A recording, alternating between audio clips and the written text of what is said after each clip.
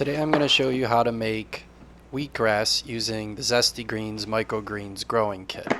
Zesti Greens Growing Kit comes with a bamboo wooden frame, it comes with an inner tray which is for water, and it also comes with an insert tray which is for the actual growing of the seeds. It comes with hemp mats which you need to grow your seeds and basically takes the place of soil. It also comes with a wooden cover which you use to get the seeds started growing for the first 3 days. When you first buy the kit, it also comes with a few seed packs which I used and grew and turned out really well, and so now I want to try wheatgrass.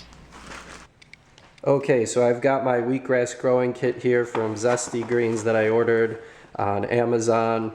This was the packet of 5, so there's 5 hemp mats and 5 wheatgrass seed packs.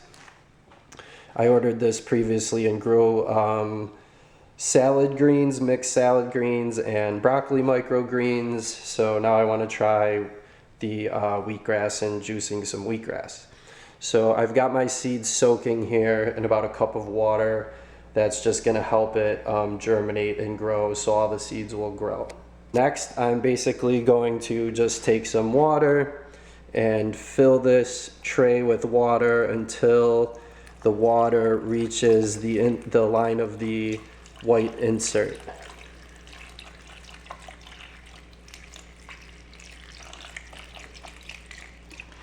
Okay, I'm gonna go just a tad lower because there's a little bit of water still in with the seeds.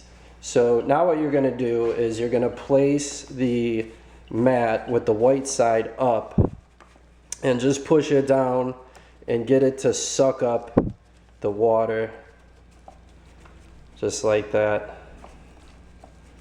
So it's gonna suck it up, and this way kind of make sure that the water level is appropriate where it's gonna be able to soak up the water once the seeds are in there. So I just kind of want to get it mostly wet. Just gonna push it down a little bit, keep pushing it down, let it all get wet. Okay, I might just tilt it a little bit and get this last part. Okay, now you want the seeds on the other side, so you're just gonna flip that over, lay it down, make sure you tuck the edges in. That's why there's a little space and it's rounded with the insert. And that's going to allow it to continue to suck up water, so you don't have to keep watering it. These edges will pull water up and into the mat and into the seeds. Okay, so now that that's all wet and it's on the top, I'm just going to take the seeds and I'm going to kind of sprinkle them on top as evenly as possible. Now, there's a little bit of a trade-off here. When you soak the seeds, they're supposed to grow a little bit better, but they're a little bit harder to spread evenly, and you want to make sure that when you do this, you spread these seeds pretty evenly, and don't let too many of them, you don't really want them to drop down into the edges. So I'm just gonna spread these as evenly as possible. I'm just gonna put the camera down so I can get the rest of the seeds out of here, and then I'll show you the rest of the final steps. Okay, cool. So I got all the seeds out of the glass, and I just spread them out like real nice and even as I can get them. Like I said, they're a little bit wet, so it's not perfect. But so basically, you're just going to cover this with the cover for 3 days. And after 3 days, you're going to remove it. So as you can see, this is pretty simple. This just makes this process like super easy. There's no soil. So for me, if I'm going to eat this stuff, I don't want to be playing around with potentially mold or bacteria that might grow on this stuff or in the soil. So this is super easy, few steps. Even if you're a plant killer, you could do this pretty easily.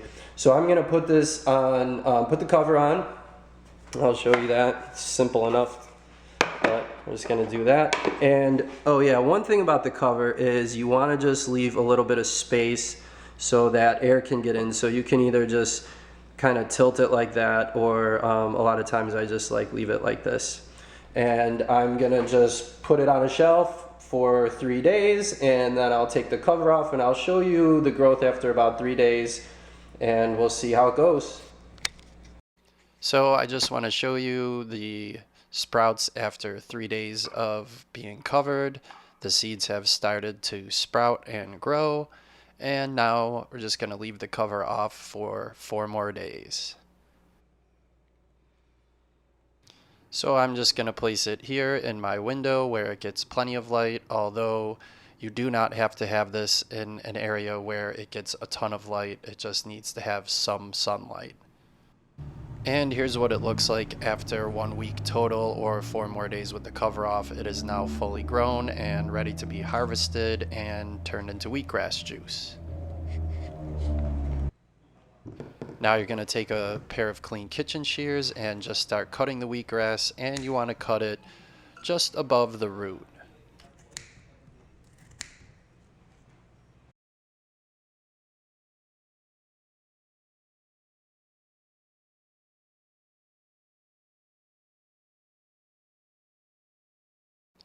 So here I'm cutting it into even smaller pieces, sort of like if I were to trim herbs. And I'm just cutting it into this beaker that I'm going to use with my immersion blender to turn it into wheatgrass juice. Cutting it into smaller pieces will just help it blend better and prevent it from wrapping around the blade as I'm blending it into the juice.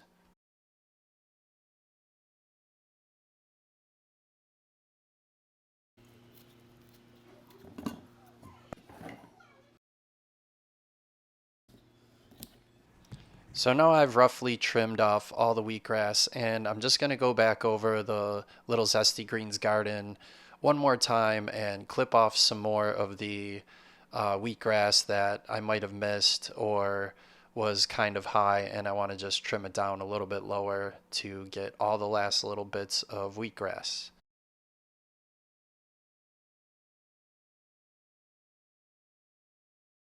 Okay, so now we're going to pour a little bit of water into the beaker so it just barely covers the top of the wheatgrass, and then I'm going to start blending it. When you blend, you want to be careful because you're going to have to pulse a little bit. The wheatgrass is going to catch on the blade, so you want to pulse with the blade and also move it up and down. You may occasionally need to move some of the wheatgrass off the blade or off the immersion blender and continue blending. When you first start blending the wheatgrass, you want to pulse with the blade, so you push the button down for a second or two and then release it. Once the wheatgrass starts to blend into the liquid, you can hold the button, but you want to move the immersion blender up and down in the beaker so that the wheatgrass gets blended evenly and smoothly. Once you feel there's less resistance while you're blending, then the wheatgrass juice is just about ready.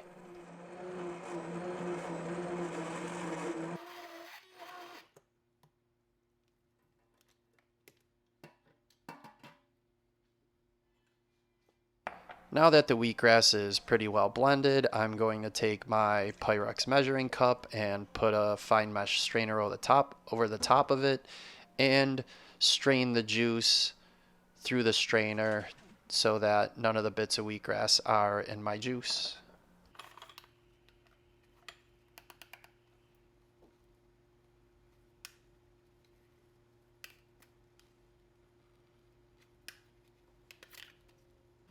Now your wheatgrass juice is ready. The only thing you have to do is pour it into a storage container and it's ready to go. This should be about 5 days worth of wheatgrass shots. I am not going to drink this entire glass. I don't recommend that you do. You just simply take a shot of it each day. You could take a shot for the 5 to 7 days in a row, wait a couple of weeks, and then make another batch once or twice a month. You can drink wheatgrass juice for 5 to 7 days in a row, or at least every couple months make a batch and drink a shot of it 5 to 7 days in a row. But you can certainly drink it every single day for 2 to 3 months in a row and see what kind of difference it might make in the way that you feel and in your health.